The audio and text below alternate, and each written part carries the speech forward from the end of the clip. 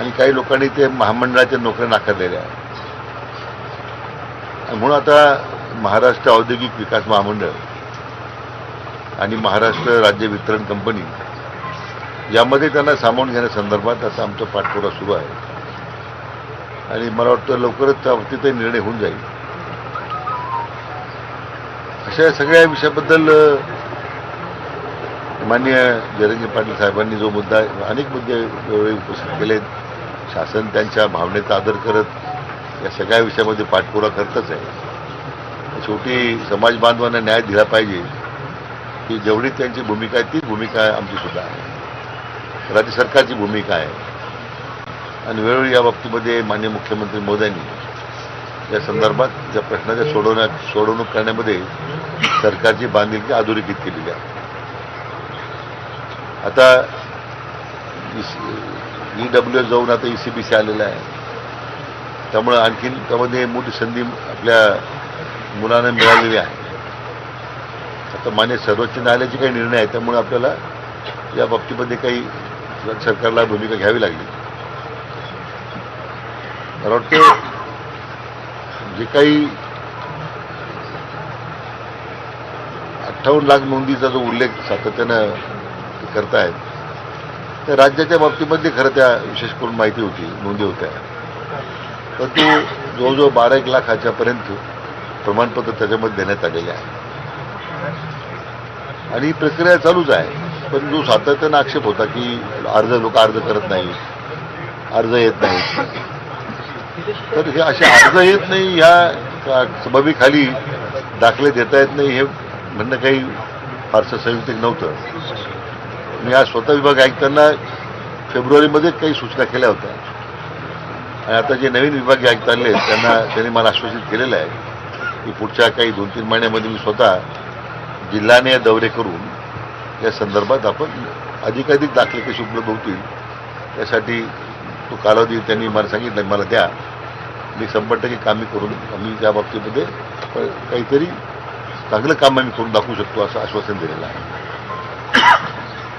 मला वाटतं या सगळ्या पार्श्वभूमीवर माननीय जयरंगे पाटलांनी मुंबईच्या आंदोलनामध्ये उपस्थित केलेले मुद्दे यावरही सरकारने आता काही अवश्य कार्यवाही केलेली आहे. असं दावा करणार नाही की 100% कारवाई झाली आहे, परंतु समाज बांधवांचा आदर करत त्यांनी जे या संदर्भात उचललेले जे पाऊल आहेत त्याकरता आम्ही सकारात्मक आहोत. मागण्या मान्य करण्यामध्ये कुठलाही संकोच नाही, काही सरकारचं पुढे त्यासाठी पुढं मागं करण्याचा प्रश्न नाही. तर मीच त्यांना विनंती करणार आहे की आणखी सरकारच्या बाबतीत सरकारकडून काय भूमिका त्यांची अपेक्षित आहे ती जर मला समजली तर जे कामी आतापर्यंत केलेलं काम किंवा आणि त्यांनी आता मुद्दे उपस्थित करतील त्या संदर्भातलं काम आम्ही केलेली कार्यवाही आणखी त्याचं स्पष्टता मला या निवेदन देता येईल.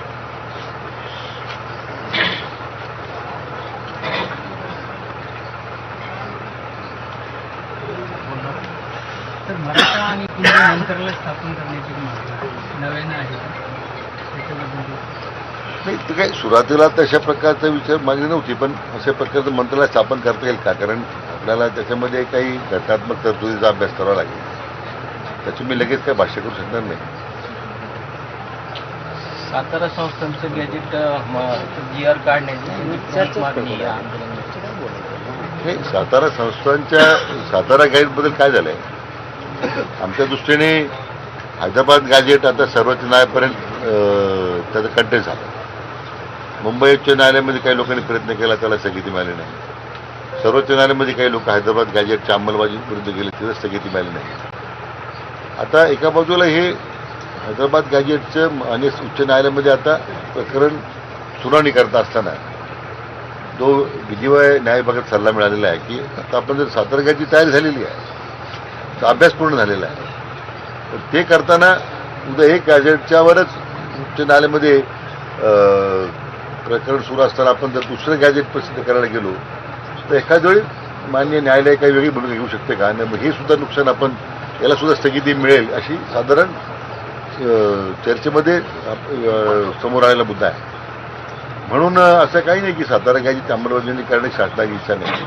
मान्य पुलकुडवार जे विभाग आयुक्त होते पुण्याचे, त्यांनी विशेष अभ्यास केला आहे, तयारी केलेली आहे. पण एकदा एक गॅजेटच्या संदर्भात हैदराबाद गॅजेटच आज न्यायालयामध्ये प्रलंबित आहे, म्हणून आम्ही जरा या बाबतीमध्ये आपलं पुढे अडथळा येऊ नये यासाठी आम्ही शासन त्या बाबतीमध्ये एक सावध भूमिका घेतली.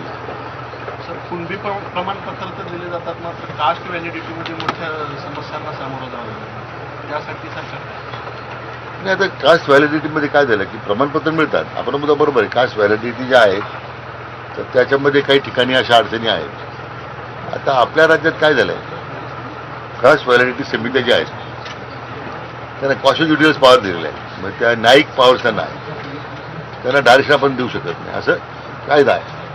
आपले अधिकारी नेमतो आपण तिथे. मी महसूल मंत्री असताना त्यावेळी मी एक प्रस्ताव केला होता की या कास्ट व्हॅलिडेशन समित्या बरखास्त करून टाकायची, त्याची आवश्यकता नाही आता आपल्याला. तर बऱ्याच राज्यांमध्ये थेट तहसीलदार अधिकार दिले गेलेले आहे. पण आपल्या एक राज्यात जुनं प्रकरण झालं होतं, माधुरी जाधव काहीतरी असं, की ज्यामध्ये सर्वोच्च न्यायालयापर्यंत जाऊन आपण सरकारने ॲफिडेव्हिट केलं होतं आम्ही अशा समित्या तयार करतो. जुने प्रकरण आहे, त्यामुळे आपल्यावरती बंधन आहे. आता मान्य सर्वोच्च न्यायालयापर्यंत परत एकदा आपण रिव्ह्यू ॲप्लिकेशन देऊन आता जी आवश्यकता राहिली समित्यांची अन्य राज्याप्रमाणे थेट पुन्हा तहसीलदारपर्यंतच ते अधिकार द्यावेत असा एक प्रस्ताव मी मुख्यमंत्र्यांना तशी विनंती करणार. त्यामुळे कास्ट व्हॅलिडिटी जो विषय आहे हा काही नुसतं जात प्रमाणपत्र सगळ्याच बाबतीमध्ये आहे.